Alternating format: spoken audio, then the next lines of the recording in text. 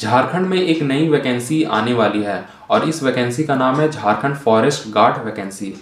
तो मैं इसका पूरा डिटेल से बताऊंगा कि इसका age limit, selection process, physical, सारा कुछ मैं आपको डिटेल से बताने वाला हूं। और ये जो आपका वैकेंसी है, इसकी जो नोटिफिकेशन है कब जारी होगा, और मैं आपको पूरा सब कुछ डिटेल से बताऊंगा। आपका जो मेडिकल होगा किस तरह होगा, और आपका जो फिजिकल होगा, हाइट, चेस्ट, और फिर आपका जो रनिंग का जो प्रोसेस है, सारा कुछ मैं आपको डिटेल से बताऊंगा।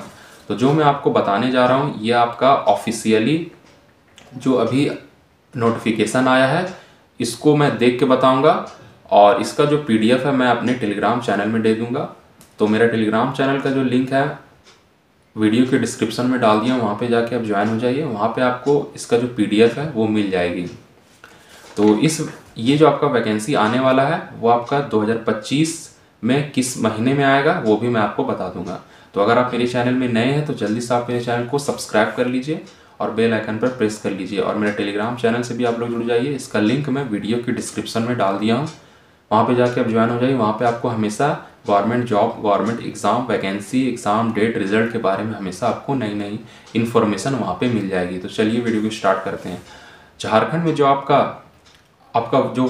जो वैकेंसी आने वाला है वो आपका वन विभाग यानी कि फॉरेस्ट डिपार्टमेंट में आपका वैकेंसी आने वाला है। तो इस वैकेंसी का नाम है झारखंड फॉरेस्ट गार्ड भर्ती। तो इसमें जो इस बार जो इसका जो एज लिमिट रखा गया है वो आपका 18 साल से लेकर 35 साल, यानी कि मिनिमम जो एज रखा गया है इस बार आपका फॉरेस्ट गार्ड में 18 साल से लेकर 35 साल तक। अगर आपका 35 साल से उम्र ज़्यादा हो जा रहा है तो आप एज रिलैक्सेशन ले सकते हैं। तो वो BC1 और BC2 कैटेगरी वालों के लिए 3 साल है और SC ST कैटेगरी वालों के लिए 5 साल रखा गया है। तो ये आपका आयु सीमा हो गया। फिर इसका सिलेक्शन प्रोसेस कैसे होगा, यानी कि इसका जो नियुक्ति का जो प्रक्रिया है वो किस तरह लिया जाएगा। तो इसमें 3 स्टेज में, यानी कि 3 स्टेज में आपका जो आपका नियुक्ति है वो होगी। सबसे पहले आपका जो होगा इसमें आपका रिटन एग्जामिनेशन होगा, फिर आपका फिजिकल होगा, फिर आपका तीसरा में मेडिकल होगा। तो आपका जो फिजिकल के बारे में मैं आपको बता देता हूँ। तो फिजिकल में जो आपका होगा मेल कैटेगरी वालों के लिए, अगर आप मेल हैं तो आपका जो हाइट वहाँ पे नापा जाएगा। जो मेल कैंडिडेट वालों के लिए जो हाइट होना चाहिए 165 सेंटीमीटर होना चाहिए। ये आपका जनरल कैटेगरी BC1, BC2 और EWS वालों के लिए है। तो SC ST कैटेगरी वालों के लिए जो मेल कैंडिडेट वालों के लिए 152 सेंटीमीटर हाइट होनी चाहिए। और जो चेस्ट होना चाहिए मेल कैंडिडेट वालों के लिए 79 सेंटीमीटर होना चाहिए। और फिर चेस्ट को एक्सपेंड करने के बाद, यानी कि फूलने के बाद 84 सेंटीमीटर होना चाहिए। ये आपका जनरल कैटेगरी वालों के लिए, BC1, BC2 और EWS वालों के लिए है। फिर SC ST कैटेगरी वालों के लिए जो चेस्ट जो होना चाहिए 77 सेंटीमीटर होना चाहिए। अब फूलने के बाद, यानी कि एक्सपेंड करने के बाद जो होना चाहिए 81 सेंटीमीटर होना चाहिए। ये आपका SC ST कैटेगरी वालों के लिए है। तो फिजिकल टेस्ट में आपका मेल के लिए हाइट और चेस्ट में बता दिया। तो फिर से एक बार मैं रिपीट कर देता हूँ। तो मेल कैंडिडेट वालों के लिए जो हाइट होना चाहिए जनरल BC1, BC2 और EWS वालों के लिए 165 सेंटीमीटर, और SC ST कैटेगरी वालों के लिए जो हाइट होना चाहिए वो 152 सेंटीमीटर होना चाहिए। और चेस्ट जो होना चाहिए मेल कैंडिडेट में आपका 79 सेंटीमीटर नॉर्मल कंडीशन में, और फूलने के बाद यानी कि एक्सपेंड करने के बाद 84 सेंटीमीटर। ये आपका जनरल कैटेगरी BC1, BC2 और EWS कैंडिडेट वालों के लिए है। फिर अगर आप SC ST कैटेगरी से बिलोंग करते हैं तो आपका जो चेस्ट होना चाहिए वो 77 सेंटीमीटर होना चाहिए, और एक्सपेंड यानी कि फूलने के बाद जो आपका चेस्ट होना चाहिए 81 सेंटीमीटर। तो अगर सरल भाषा में आप बोले तो जो मिनिमम आपका 79 सेंटीमीटर होना चाहिए और मैक्सिमम आपका 84 सेंटीमीटर होना चाहिए चेस्ट, वो आपका जनरल BC1, BC2 और EWS वालों के लिए। और इसी तरह आपका जो SC ST वालों के लिए जो होना चाहिए मिनिमम 77 सेंटीमीटर होना चाहिए आपका चेस्ट, और जो मैक्सिमम वो 81 सेंटीमीटर होना चाहिए, वो आपका मैक्सिमम। अब बात करते हैं फीमेल। तो फीमेल का जो हाइट होना चाहिए वो आपका 150 सेंटीमीटर होना चाहिए जनरल BC1 और BC2 और EWS कैटेगरी वालों के लिए। और फिर SC ST कैटेगरी वालों के लिए जो हाइट होना चाहिए फीमेल वालों के लिए 145 सेंटीमीटर होना चाहिए। तो मैं फिर से रिपीट कर देता हूँ। फीमेल कैंडिडेट वालों के लिए जो हाइट होना चाहिए 150 centimetre, 150 centimetre general BC1 BC2 EWS category वालों के लिए, और SC ST कैटेगरी वालों के लिए 145 सेंटीमीटर हाइट होना चाहिए।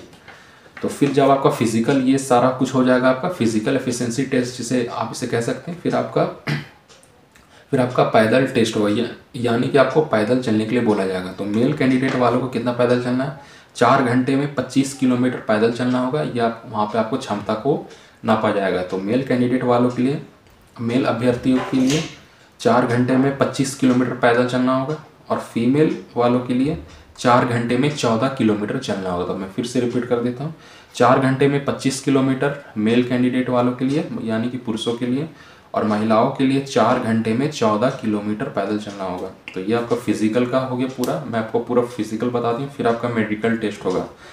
तो जब आप फिजिकल में क्वालिफाई कर जाएंगे, फिर आपका मेडिकल के लिए आपको बुलाया जाएगा। तो आपको जो मेडिकल टेस्ट होगा, जिस दिन आपका मेडिकल टेस्ट होगा, आपको 3 दिन के अंदर इसका जो परिणाम है वो जारी कर दिया जाएगा SSC की तरफ से। मतलब कि जो आपका मेडिकल बोर्ड जो इसका जो टेस्ट लेगी, वो 3 दिन के अंदर इसका जो परिणाम है वो जारी कर देगी। लेकिन जो परिणाम जो जारी किया जाएगा वो 3 तरह से किया जाएगा। पहला जो आपका जो सफल अभ्यर्थी, पहला जो रहेगा वो आपका सफल अभ्यर्थी के लिए, दूसरा असफल, मतलब किस कारण से वो असफल हुए, यानी कि वो किस कारण से रिजेक्ट हुए, और तीसरा अस्थाई असफल, और चौथा जो होगा वो आपका एब्सेंट, मतलब कि मेडिकल टेस्ट के दिन कितने अभ्यर्थी एब्सेंट रहे। तो ये आपका 3 दिन के अंदर ये आपका रिजल्ट जारी होगा, और फिर 24 घंटे के अंदर पूरा लिस्ट जारी होगा, यानी कि 24 घंटे के अंदर पूरा डिटेल जारी कर दिया जाएगा कि इतना कैंडिडेट सफल रहे, और इतना कैंडिडेट असफल रहे, और इतना कैंडिडेट एब्सेंट रहे। फिर अगर कोई कैंडिडेट असफल हो जाते हैं यानी कि वो रिजेक्ट हो जाते हैं, तो वो 7 दिन के अंदर वो दोबारा अपील कर सकते हैं। तो उसके साथ आपको फीस भी कुछ पेमेंट करना होगा, जो कि झारखंड स्टाफ सिलेक्शन कमीशन जो फीस तय करेगी, जो आपका मेडिकल बोर्ड जो आपका मेडिकल बोर्ड जो आपका तय करेगी, वही फीस आपको देना होगा। आपको दोबारा अगर आप रिजेक्ट कर जाते हैं, तो अगर आपको दोबारा अपील करना है, फिर से आपको अपना मेडिकल कराना है, तो आप अपील कर सकते हैं, और कुछ फीस का कंडीशन भी रहेगा। और इसकी जो सैलरी रहेगी, मैं आपको बता देता हूँ कि इसकी जो सैलरी रहेगी 20,000 आपका सैलरी आपका रहने वाला है। तो ये आपका बेसिक सैलरी हो गया। तो आपका मैं फिजिकल टेस्ट बता दिया हूँ, मेडिकल टेस्ट बता दिया हूँ, और फिर इसकी क्वालिफिकेशन क्या रहेगी। इसकी जो क्वालिफिकेशन रहेगी वो 10+2, यानी कि अगर आप 12th पास है, इंटरमीडिएट पास है, तो इस फॉर्म को आप अप्लाई कर सकते हैं। और ये आपका झारखंड फॉरेस्ट गार्ड, तो हिंदी में इसे झारखंड वन रक्षक भर्ती भी बोल सकते हैं। तो अब बात आती कि कब इसका नोटिफिकेशन आएगा, कब इसका ऑनलाइन एप्लीकेशन फॉर्म स्टार्ट होगा, कब इसका रजिस्ट्रेशन शुरू होगा। तो इसका जो अभी गजट जो पेश किया, मतलब इसका जो गजट है वो आ चुका है, मतलब कि नियम वाली जो आपका भर्ती प्रक्रिया जो पूरा लिया जाएगा, तो इसका नियमावली आ चुका है। तो इसका मैं ऑफिशियल जो PDF है, जो मैं आपको जिस PDF से मैं आपको देख के बता रहा हूँ, इसका मैं PDF अपने टेलीग्राम चैनल में दे दूँगा। तो मेरा जो टेलीग्राम चैनल है वो एग्ज़ाम पॉइंट नाम से है। इसका लिंक मैं वीडियो के डिस्क्रिप्शन में डाल दिया, वहाँ पे जाके ज्वाइन हो जाए। वहाँ पे आपको इसका PDF मिल जाएगा, आप खुद से वहाँ पे आराम से पढ़ के देख सकते हैं क्या क्या इसका पूरा प्रक्रिया है। और इसका जो नोटिफिकेशन आएगा वो अभी आने में बहुत टाइम है, लेकिन मैं आपको एक्सपेक्टेड बता सकता हूँ कि इसका जो नोटिफिकेशन आ सकता है वो लास्ट जनवरी या फिर ज़्यादा से ज़्यादा आपको फरवरी में। तो ज़्यादा चांस है आपको फरवरी में इसका नोटिफिकेशन आ जाएगा। कितना टोटल पोस्ट कितना रहेगा वो अभी तक क्लियर नहीं हुआ है। तो अभी टोटल पोस्ट के बारे में कुछ अभी जानकारी अभी इसके बारे में नहीं दी गई है कि कितना पोस्ट आएगा। तो जैसे ही इसका कुछ अपडेट आएगा मैं आपको इन्फॉर्म कर दूंगा, मैं आपको वीडियो के माध्यम से बता दूंगा। तो ये पूरा रहा आप लोगों के लिए पूरा डिटेल। तो दोस्तों इसी तरह आप मेरे चैनल से हमेशा नई इन्फॉर्मेशन, नई भर्ती के बारे में, किसी भी स्टेट, किसी भी वैकेंसी के बारे में अगर आपको रोज़ नई जानकारी चाहिए तो आप मेरे चैनल को सब्सक्राइब कर दीजिए। और मेरे टेलीग्राम चैनल से भी आप लोग जुड़ जाइए, इसका लिंक मैं वीडियो के डिस्क्रिप्शन में डाल दिया हूँ, वहाँ पे आपको हमेशा नई अपडेट मिल जाएगी। तो फिर मिलते हैं अगले वीडियो में।